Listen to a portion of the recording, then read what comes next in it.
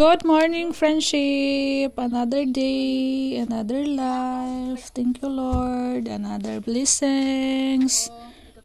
Dito na naman po tayo sa tindahan. Basta laging tandaan, friendship. Hindi mahirap umasinso. Basta madiskarte at masipag lang tayo. At may Panginoon sa buhay. Bawal magsalita ng masama sa kapwa. Jack ay aasinso ang buhay natin, friendship. So, dito naman tayo mag-vlog sa tindahan, friendship. Before tayo magpatuloy sa ating pag-uusap, friendship, paki-like and share po sa ating video at paki-comment down po, friendship, kung saang bansa kayo o lugar na nanonood ngayon. Don't skip the ads po. Malaking tulong po sa aming pamilya, friendship. Bay muna tayo dito sa tindahan, friendship, dahil di tayo napuntang dagat. Dito muna tayo magtambay sa ating maliit na sari store, friendship. Kahit maliit na sari store, pag nag-ipon-ipon yung maliit din na ginansya, ay malaki na ang tubo, friendship. Thank you, Lord. So, nanood po ako ng mga vlog, friendship. Ibang vlogger ba about sa tindahan. Nagbibigay din sila ng mga tips para hindi daw malugi sa tindahan, friendship. Kaya kailangan daw natin sundin. So, kailangan pala dapat 100% na hindi tayo malugi sa ating negosyo, friendship. Ay dapat hindi tayo magpautang ng malaki para tuloy-tuloy lang ang pamimili at hindi naka-standby yung ating puhunan na pera, friendship. Pero hindi na talaga natin maiwasan na mayroong mangutang ba, friendship. Pero yung nangungutang dito sa tindahan natin ay okay naman sila. Nagbabayad naman po ng mabilis. At dapat daw, friendship, iwasan ang mga bisyo like sa pagsugal, inom, sigarilyo. Lalo na yung laro-laro ngayon sa mga social media. Kaya pag may mga bisyo nako, nababawasan talaga yung ating mga paninda, friendship. At iwasan din kumain sa mga paninda, friendship. Dapat pag kumuha tayo, kailangan bayaran o ilista. Sarap pa naman kumain pag nakaupo lang sa store at patingin-tingin sa ibabaw, friendship. Ang daming pagkain, kahit busog gusto pang kumain para may nanguya-nguya ang bunganga. Sinong makarelate, friendship? Comment down. Kaya ang makarelate lang dito, friendship, yung may tindahan. Kaya dapat self-control, friendship, lalo na sa mga bata din na mahilig kumain.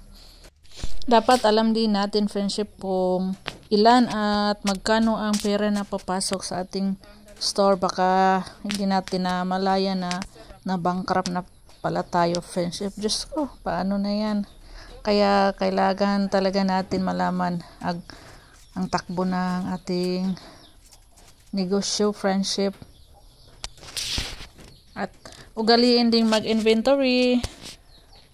Paminsan-minsan nag-inventory kami, hindi naman palagi dahil maliit yung store natin, friendship. Kaya maraming store, friendship, ang nagsasara dahil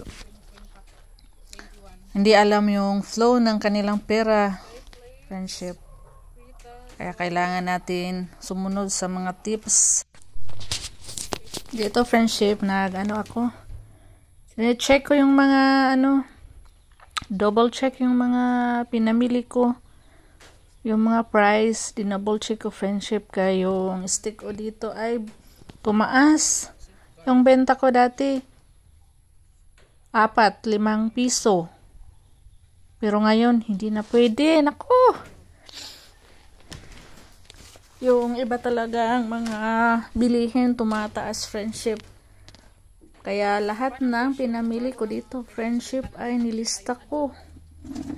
Nilista ko yan sa notebook.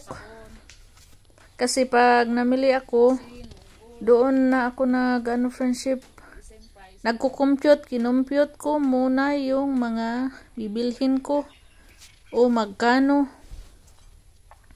Nilista ko kayong resibo ba, friendship. Pag nagtagal ay mahanap. lalabo yung resibo friendship pag magtagal nang naka-stock.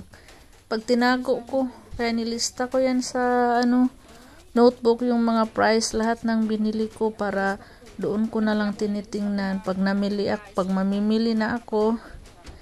Nagko-compute na lang ako friendship kung ilan, magkano para pagdating natin doon sa bilihan natin hindi manubra yung ilagay natin sa basket. Ilang beses na akong mapahiya friendship ba.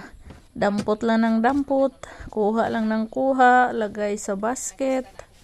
Ang resulta, pag dating doon sa cashier, nanubra.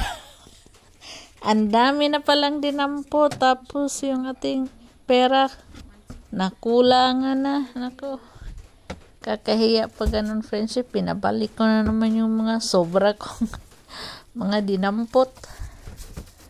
Kaya inugali ko na friendship na dito pa lang sa bahay before ako mamili. Nililista ko, tapos kino-compute ko kung magkano na lahat ng nilista ko. Para pagdating sa bayan, tuloy-tuloy na yung pagdadampot, paglalagay sa basket. Hindi na manubra. Friendship. Kaya na-busy ako dito, friendship. Lahat inisa-isa ko. Una sa sabon, pagkatapos sa mga lahat ng nakasabit, pati dito sa baba. Hindi na tayo nabiling sardinas, friendship, yung mga dilata, kay marami tayong stock. Yeah, thank you Lord sa ating sponsor na nagbibigay, friendship. Tapos magre-repack na ako dito ng mantika dahil nakabili na tayo ng plastic. Magre-refill ako dito, friendship, ng isang lapad, kalahati. Tapos yung mga yung may mga lapad ako, friendship, ginuguhitan ko para alam ko kung saan yung kalahati, 1/4, kasi may bumibiling 1/4, friendship. Minsan lang naman, pero kadalasang bumibili dito tag isang lapad talaga.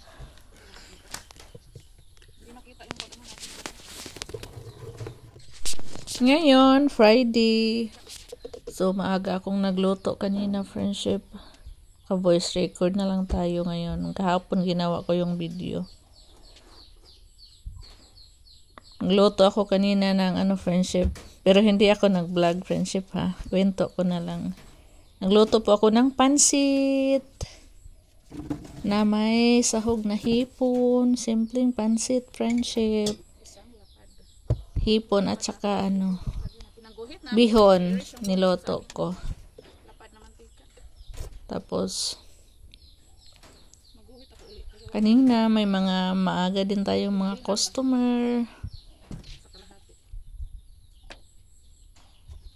May aron pa pala ako.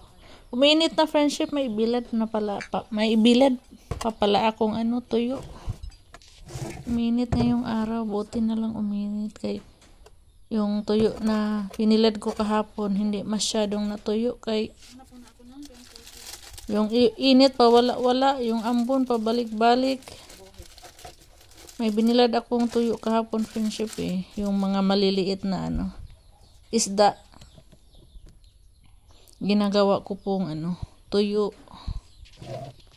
Para pag dumami, ibebenta din natin yung tuyo.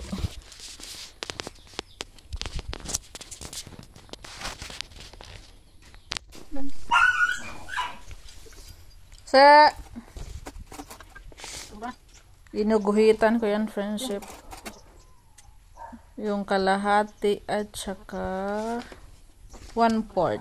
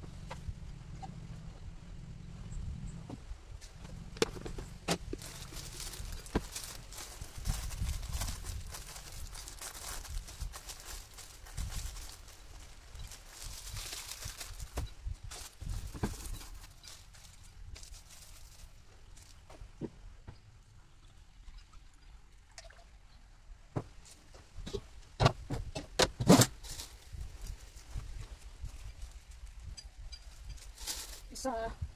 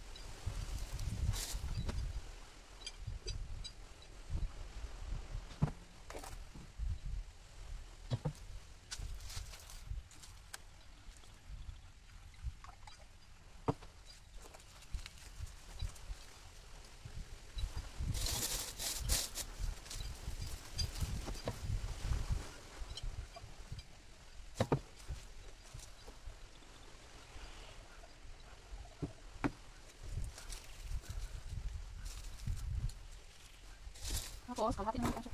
Nabulto kayo ng kalahati.